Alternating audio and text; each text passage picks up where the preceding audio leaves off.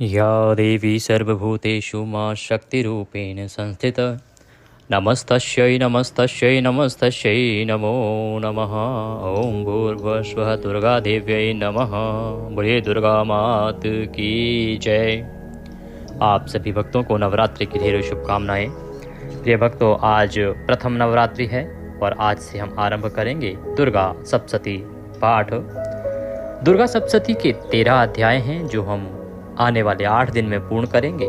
नवमी को हम हवन पूजन आदि करेंगे और जो आपने चौकी लगाई है माता की, उसका विसर्जन 10वीं को करने का विधान है। हमने अपने यहाँ पर जो चौकी लगाई है, जवारे बोए हैं, कलश स्थापना की है, हमारे यहाँ भी विसर्जन का जो कार्य है वो 10वीं तिथि को ही होता है। 9 दिनों में माता के 9 रूपों की पूजा की जाती है और 10वें दिन विसर्जन किया जाता है। विसर्जन से संबंधित जानकारी हम वीडियो के माध्यम से आपको प्रदान करेंगे। आज हम सुनेंगे दुर्गा सप्तशती अध्याय और प्रतिदिन इसी समय आपको हमारा यह वीडियो प्राप्त होता रहेगा, जिसमें हम प्रतिदिन आपको दुर्गा सप्तशती का अध्याय सुनाएंगे।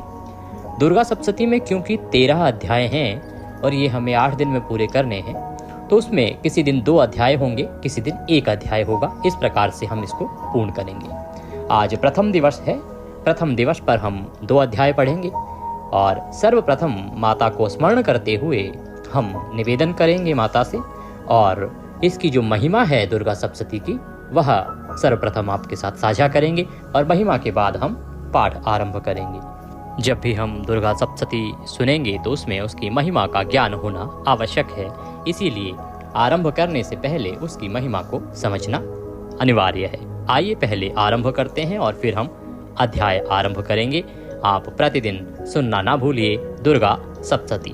जो आप इस वीडियो के माध्यम से सुनेंगे यह उतना ही कल्याणकारी और लाभप्रद है जितना यदि आप स्वयं पाठ करते तो आपको पुण्य की प्राप्ति होती। दुर्गा सप्तशती हिंदू धर्म का सर्वमान्य ग्रंथ है। इसमें भगवती की कृपा के सुंदर इतिहास के साथ साथ बड़े बड़े गूढ़ साधन रहस्य भरे हैं। कर्म, भक्ति और ज्ञान की त्रिविधि मंदाकिनी बहाने वाला यह ग्रंथ भक्तों के लिए वाक्षाकल्पतरु है। सकाम भक्त इसके सेवन से मनोअभिलाषा दुर्लभतम वस्तु या स्थिति सहज ही प्राप्त करते हैं और निष्काम भक्त परम दुर्लभ मोक्ष को पाकर कृतार्थ होते हैं। भक्त 2 प्रकार के होते हैं। एक सकाम, जो किसी न किसी इच्छा की पूर्ति के लिए भक्ति करता है, तो यह ग्रंथ सभी प्रकार की स्थितियों में आपकी सहायता करता है, आपकी सभी जो मनोकामनाएं हैं उनको पूरा करता है। और दूसरी भक्ति निष्काम होती है। जो निष्काम भाव से इसका पाठ करते हैं उन्हें यह मोक्ष प्रदान करता है।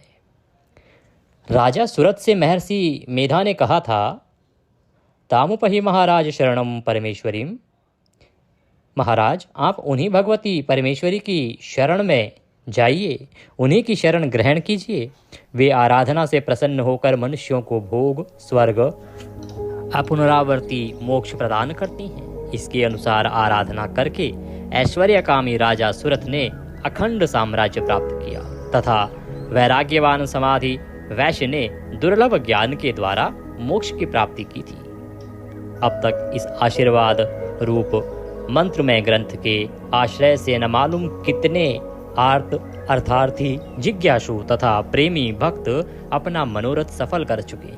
आइए अब हम अपना मनोरथ सफल करने के लिए पाठ आरंभ करते हैं और शुरुआत करते हैं प्रथम अध्याय की। माँ जगदम्बिका का ध्यान करते हैं और सर्वप्रथम उनके चरणों में विनियोग पढ़ते हैं। प्रथम चरित्र के ब्रह्मा ऋषि, महाकाली देवता, गायत्री छंद, नंदा शक्ति, रक्तदंडिका बीज, अग्नि तत्व और ऋग्वेद स्वरूप हैं। श्री महाकाली देवता की प्रसन्नता के लिए प्रथम चरित्र के जप में विनियोग किया जाता है। भगवान विष्णु के सो जाने पर मधु और कैटभ को मारने के लिए कमल जन्मा।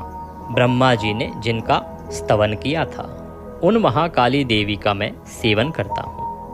वे अपने 10 हाथों में खड्ग, चक्र, गदा, बाण, धनुष, परिध, शूल, भूषुंड, मस्तक और शंख धारण करती हैं। उनके 3 नेत्र हैं। वे समस्त अंगों में दिव्य आभूषणों से विभूषित हैं। उनके शरीर की कांति नीलमणि के समान है तथा वे 10 मुख और 10 पैरों से युक्त हैं। मार्कंडे जी कहते हैं, सूर्य के पुत्र सावर्णी जो 8वें मनु कहे जाते हैं, उनकी उत्पत्ति की कथा विस्तार पूर्वक कहता हूँ, सो सुनो। सूर्य कुमार महाभाग सावर्णी भगवती महामाया के अनुग्रह से जिस प्रकार मनवंतर के स्वामी हुए, वही प्रसंग मैं आप सबको सुनाता हूँ। पूर्व काल की बात है। स्वारोचित मनवंतर में सुरथ नाम के एक राजा थे, जो चैत्र वंश में उत्पन्न हुए थे। उनका समस्त भूमंडल पर अधिकार था। वे प्रजा का अपने औरस पुत्रों की भांति धर्म पूर्वक पालन करते थे। तो भी उस समय कोला विध्वंसी नाम के क्षत्रिय उनके शत्रु हो गए। राजा सुरथ की दंड नीति बड़ी प्रबल थी। उनका शत्रुओं के साथ संग्राम हुआ। यद्यपि कोला विध्वंसी संख्या में कम थे, तो भी राजा सुरथ युद्ध में उनसे परास्त हो गए। तब वे युद्ध भूमि से अपने नगर को लौट आए और केवल अपने देश के राजा होकर रहने लगे, जबकि पहले वो समूची पृथ्वी पर उनका अधिकार हुआ करता था। किंतु वहां भी उन प्रबल शत्रुओं ने उस समय महाभाग राजा सुरथ पर आक्रमण कर दिया। राजा का बल क्षीण हो चला था, इसलिए दुष्ट बलवान एवं दुरात्मा मंत्रियों ने वहां उनकी राजधानी में भी राजकीय सेना और खजाने को हथिया लिया। अर्थात उनके जो अपने लोग थे, सगे थे, जिन पर राज्य की सुरक्षा और राजा का विश्वास था, उन्होंने ही राजा के साथ छल करना आरंभ कर दिया। सुरथ का प्रभुत्व नष्ट हो चुका था, इसलिए वे शिकार खेलने के बहाने घोड़े पर सवार हो वहां से अकेले ही एक घने जंगल में चले गए। वहां उन्होंने विप्रवर मेधा मुनि का आश्रम देखा, जहां कितने ही हिंसक जीव परम शांत भाव से रहते थे। मुनि के बहुत से शिष्य उस वन की शोभा बढ़ा रहे थे।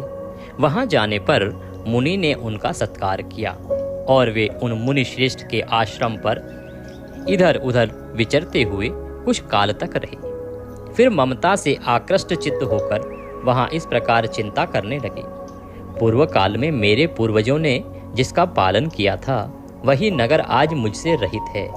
पता नहीं मेरे दुराचारी भ्रात्यगण उसकी धर्म पूर्वक रक्षा करते भी होंगे या नहीं। जो सदा मद की वर्षा करने वाला और शूरवीर था, वह मेरा प्रधान हाथी अब शत्रुओं के अधीन होकर न जाने किन भोगों को भोगता होगा। जो लोग मेरी कृपा, धन और भोजन पाने से सदा मेरे पीछे पीछे चलते थे, वे निश्चय ही अब दूसरे राजाओं का अनुसरण करते होंगे। उन अपव्ययी लोगों के द्वारा सदा खर्च होते रहने के कारण अत्यंत कष्ट से जमा किया हुआ मेरा वह खजाना खाली हो गया होगा। ये तथा और भी कई बातें राजा सुरथ निरंतर सोचते रहते थे। राजा जब आश्रम के अंदर रहने लगे तो कुछ समय बाद उनको इस प्रकार के विचार आने लगे कि उनके राज्य में क्या क्या घटित हो रहा होगा। एक दिन उन्होंने वहां विप्रवर मेधा के आश्रम के निकट एक वैश्य को देखा और उस वैश्य से पूछा, भाई तुम कौन हो? यहाँ तुम्हारे आने का क्या कारण है? तुम क्यों शोकग्रस्त और अनमने से दिखाई देते हो? राजा सुरथ का यह प्रेम पूर्वक कहा हुआ वचन सुनकर वैश्य ने विनीत भाव से उन्हें प्रणाम करके कहा। वैश्य बोला, हे राजन, मैं धनियों के कुल में उत्पन्न एक वैश्य हूं। मेरा नाम समाधि है। मेरे दुष्ट स्त्री पुत्रों ने धन के लोभ से मुझे घर से बाहर निकाल दिया है। मैं इस समय धन, स्त्री और पुत्रों से वंचित हूं। मेरे विश्वसनीय बंधुओं ने मेरा ही धन लेकर मुझे दूर कर दिया है। इसलिए दुखी होकर मैं वन में चला आया हूं। यहाँ रहकर मैं इस बात को नहीं जानता कि मेरे पुत्रों की, स्त्री की और स्वजनों की कुशल है या नहीं। इस समय घर में वे कुशल से रहते हैं अथवा उन्हें कोई कष्ट है। वे मेरे पुत्र कैसे हैं? क्या वे सदाचारी हैं अथवा दुराचारी हो गए हैं? जिन लोभी स्त्री पुत्र आदि ने धन के कारण तुम्हें घर से निकाल दिया, उनके प्रति तुम्हारा चिंतन इतना स्नेह का बंधन क्यों है? इस प्रकार से राजा पूछने लगा। कि आखिर क्यों आज भी तुम्हारे मन में इतनी करुणा अपने परिवार के प्रति कैसे? वैश्य बोला, आप मेरे विषय में जैसी बात कहते हैं वह सब ठीक है, किंतु क्या करूं, मेरा मन निष्ठुरता धारण नहीं करता।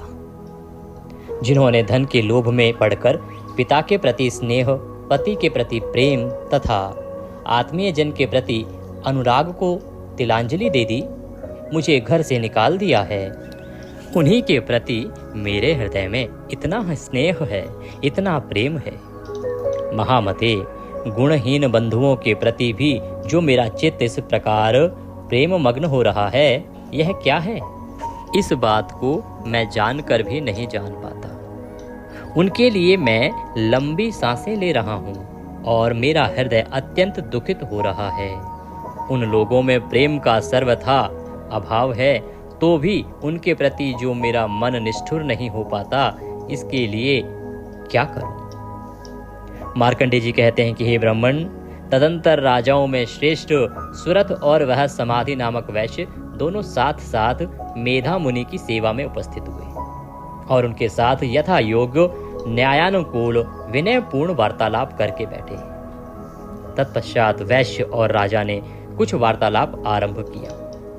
राजा ने कहा, भगवान, मैं आपसे एक बात पूछना चाहता हूँ, उसे बताइए। मेरा चित्त अपने अधीन न होने के कारण वह बात मेरे मन को बहुत दुख देती है जो राज्य मेरे हाथ से चला गया है, उसमें और उसके संपूर्ण अंगों में मेरी ममता बनी हुई है।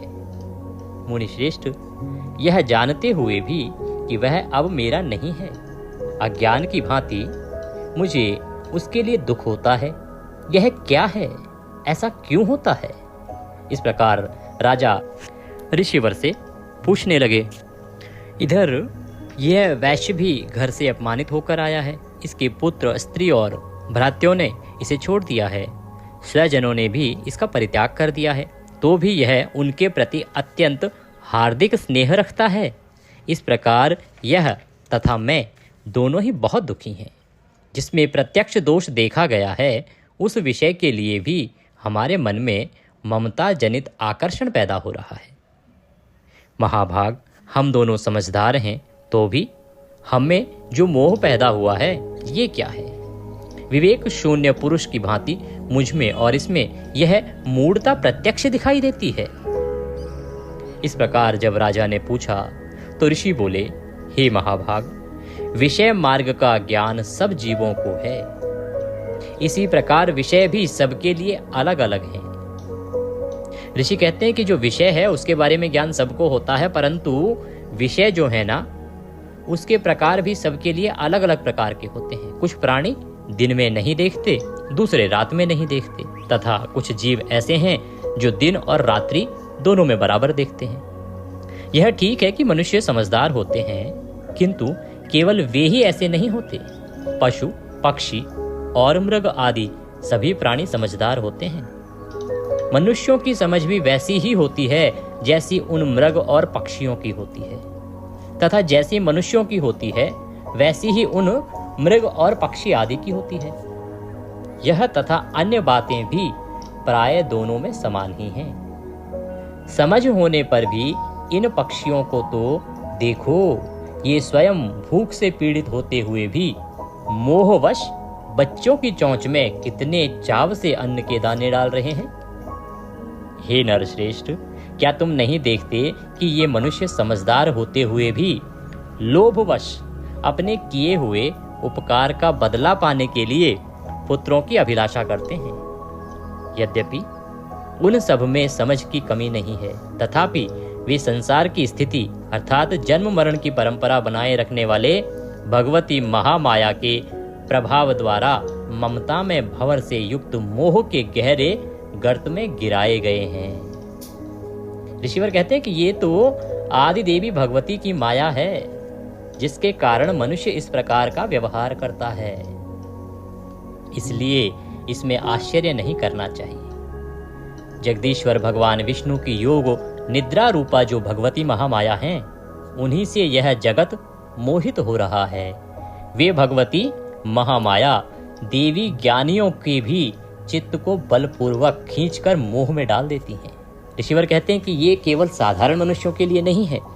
जो परमेश्वर ने महामाया बनाई है ना, वो तो ज्ञानी से ज्ञानी परम ज्ञानी व्यक्ति का भी चित्त हर लेती है, क्योंकि उसका कार्य है लोगों को माया में डालना, मोह में डालना, और वो बलपूर्वक खींचकर मोह में डाल देती हैं। वे ही इस संपूर्ण चराचर जगत की सृष्टि करती हैं तथा वे ही प्रसन्न होने पर मनुष्यों को मुक्ति के लिए वरदान देती हैं। वे ही पराविद्या, संसार बंधन और मोक्ष की हेतुभूता सनातनी देवी तथा संपूर्ण ईश्वरों की भी अधीश्वरी हैं। राजा ने पूछा, भगवान, जिन्हें आप महामाया कहते हैं, वे देवी कौन हैं? ब्राह्मण, उनका आविर्भाव कैसे हुआ तथा उनके चरित्र कौन कौन हैं? ब्रह्मवेत्ताओं में श्रेष्ठ महर्षि उन देवी का जैसा प्रभाव हो, जैसा स्वरूप हो और जिस प्रकार प्रादुर्भाव हुआ हो, वह सब मैं आपके मुख से सुनना चाहता हूँ। तो ऋषि बोले, राजन, वास्तव में तो वे देवी नित्य स्वरूपा ही हैं। संपूर्ण जगत उन्हीं का रूप है तथा उन्होंने समस्त विश्व को व्याप्त कर रखा है। तथापि उनका प्रकाट्य अनेक प्रकार से होता है, वह मुझसे सुनो। यद्यपि वे नित्य और अजन्मा हैं, तथापि जब देवताओं का कार्य सिद्ध करने के लिए प्रकट होती हैं, उस समय लोक में उत्पन्न हुई कहलाती हैं। कल्प के अंत में जब संपूर्ण जगत एकावर्ण में निमग्न हो रहा था और सबके प्रभु भगवान विष्णु शेषनाग की सैया बिछाकर योग निद्रा का आश्रय लेकर सो रहे थे, उस समय उनके कानों के मैल से दो भयंकर असुर उत्पन्न हुए, जो मधु और कैटभ के नाम से विख्यात थे। वे दोनों ब्रह्मा जी का वध करने को तैयार हो गए। भगवान विष्णु के नाभि कमल में विराजमान प्रजापति ब्रह्मा जी ने जब उन दोनों भयानक असुरों को अपने पास आया और भगवान को सोया हुआ देखा, तब एकाग्रचित होकर उन्होंने भगवान विष्णु को जगाने के लिए उनके नेत्र में निवास करने वाली योग निद्रा का स्तवन आरंभ किया, जो इस विश्व की अधीश्वरी, जगत को धारण करने वाली, संसार का पालन और संहार करने वाली तथा तेज स्वरूप भगवान विष्णु की अनुपम शक्ति हैं। उन्हीं भगवती निद्रा देवी की भगवान ब्रह्मा स्तुति करने लगे। तो ऋषिवर कहते हैं कि कैसे देवी का प्रकाट हुआ। देखिए कि जब भगवान विष्णु निद्रा में थे, उस समय उनके कान के मैल से दो राक्षस उत्पन्न हुए, मधु कैटभ, और क्योंकि नाभि के कमल से ब्रह्मा जी का जन्म हुआ था, तो उनका वास वहीं पे था। वो उनको मारने के लिए, ब्रह्मा जी को मारने के लिए उद्यत हुए, और ब्रह्मा जी वहां से जा नहीं सकते। उन्हें जब खतरा उत्पन्न हुआ तो उन्होंने भगवान को जगाने के लिए भगवान की जो योग निद्रा रूपा हैं, उनकी स्तुति करनी आरंभ की। क्या कहा ब्रह्मा जी ने, कैसे देवी की स्तुति की? ब्रह्मा जी ने कहा, देवी, तुम ही स्वाहा, तुम ही स्वधा और तुम ही वष्टकार हो। स्वर भी तुम्हारे ही स्वरूप हैं, तुम ही जीवनदायिनी सुधा हो। नित्य अक्षर प्रणव में अकार, उनकार, मकार, इन तीन मात्राओं के रूप में तुम ही स्थित हो, तथा इन तीनों मात्राओं के अतिरिक्त जो बिंदु रूपा नित्य अर्धमात्र है, जिसका विशेष रूप से उच्चारण नहीं किया जा सकता, वह भी तुम ही हो। देवी, तुम ही संध्या, सावित्री तथा परम जननी हो। देवी, तुम ही इस विश्व ब्रह्मांड को धारण करती हो। तुमसे ही इस जगत की सृष्टि होती है, तुम ही से इसका पालन होता है, और सदा तुम ही कल्प के अंत में सबको अपना ग्रास बना लेती हो। जगन्मयी देवी, इस जगत की उत्पत्ति के समय तुम सृष्टि रूपा हो, पालन काल में स्थिति रूपा हो तथा कल्पांत के समय संहार रूप धारण करने वाली हो। तुम ही महाविद्या, महामाया, महामेधा, महास्मृति, महामोह रूपा महादेवी और महासुरी हो। तुम ही तीनों गुणों को उत्पन्न करने वाली सबकी प्रकृति हो। भयंकर काल रात्रि, महारात्रि और मोहरात्रि भी तुम ही हो। तुम ही श्री, तुम ही ईश्वरी, तुम ही ह्री और तुम ही बोध स्वरूपा बुद्धि हो। लज्जा, पुष्टि, तुष्टि, शांति और क्षमा भी तुम ही तो हो। तुम खड़ग धारणी, शूल धारणी, घोर रूपा तथा गदा, चक्र, शंख और धनुष धारण करने वाली हो। बाण, भुषुंड और परिघ, ये भी तुम्हारे अस्त्र हैं। तुम सौम्य और सौम्यतर हो इतना ही नहीं, जितने भी सौम्य एवं सुंदर पदार्थ हैं उन सब की अपेक्षा तुम अत्यधिक सुंदरी हो। पर और अपर सबसे परे रहने वाली परमेश्वरी तुम ही हो। सर्वस्वरूपे देवी, कहीं भी सत असत रूप जो कुछ वस्तुएं हैं और उन सब की जो शक्ति है वह तुम ही हो। ऐसी अवस्था में तुम्हारी स्तुति क्या हो सकती है? जो इस जगत की सृष्टि, पालन और संहार करते हैं, उन भगवान को भी जब तुमने निद्रा के अधीन कर दिया है, तब तुम्हारी स्तुति करने में यहाँ कौन समर्थ हो सकता है? मुझको, भगवान शंकर को तथा भगवान विष्णु को भी तुमने ही शरीर धारण कराया है, अतः तुम्हारी स्तुति करने की शक्ति किसमें है? देवी, तुम तो अपने इन उदार प्रभावों से ही प्रशंसित हो। ये जो दोनों दुर्दश असुर मधु और कैटभ हैं, इनको मोह में डाल दो और जगदीश्वर भगवान विष्णु को शीघ्र ही जगा दो। साथ ही इनके भीतर इन दोनों महान असुरों को मार डालने की बुद्धि उत्पन्न कर दो। इस प्रकार से ब्रह्मा जी ने उन देवी की स्तुति की। ऋषि कहते हैं, राजन, जब ब्रह्मा जी ने वहां मधु और कैटभ को मारने के उद्देश्य से भगवान विष्णु को जगाने के लिए तमोगुणी अधिष्ठात्री देवी योग निद्रा की इस प्रकार स्तुति की, तब वे भगवान के नेत्र, मुख, नासिका, बाहु, हृदय और वक्षस्थल से निकलकर अव्यक्त जन्मा ब्रह्मा जी की दृष्टि के समक्ष खड़ी हो गई। योग निद्रा से मुक्त होने पर जगत के स्वामी भगवान जनार्दन उस एकार्ण वन के जल में शेषनाग की सैया से जाग उठे। फिर उन्होंने उन दोनों असुरों को देखा। वे दुरात्मा मधु और कैटभ अत्यंत बलवान तथा पराक्रमी थे और क्रोध से लाल आंखें किए ब्रह्मा जी को खा जाने के लिए उद्योग कर रहे थे। तब भगवान श्रीहरि ने उठकर उन दोनों के साथ 5000 वर्षों तक केवल बाहु युद्ध किया। वे दोनों भी अत्यंत बल के कारण उन्मत्त हो रहे थे, क्योंकि जन्म तो उनका भी भगवान के कानों से ही हुआ था। इधर महामाया ने भी उन्हें मोह में डाल रखा था, इसलिए वे भगवान विष्णु से कहने लगे, हम तुम्हारी वीरता से संतुष्ट हैं, तुम हम लोगों से कोई वर मांगो। इस प्रकार से जो महामाया देवी थी, उन्होंने अपना काम किया और उन दोनों राक्षसों को मोह में डाल दिया।